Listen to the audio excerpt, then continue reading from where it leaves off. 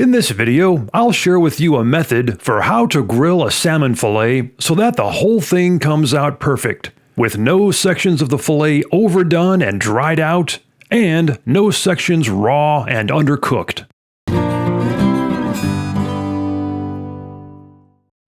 When you buy a salmon fillet at the store, you most likely get the whole side of the fish. Likewise, if you catch and process your own salmon like I do, you probably end up filleting them the same way. Now, as you most likely have experienced, when you grill or bake that whole fillet, especially if it's a big one, parts of the fillet, such as the belly and the tail section, get done much faster than the big, beefy middle section.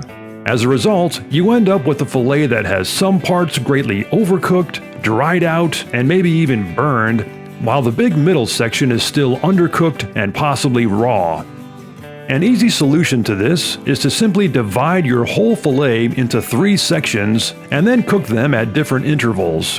In doing so, you end up with a perfectly cooked whole fillet, and you also have the fish already divided up into a variety of cuts, as some people prefer the tail section, some like the thinner belly area, and some like the big thick middle section. Here's an example of how to do it.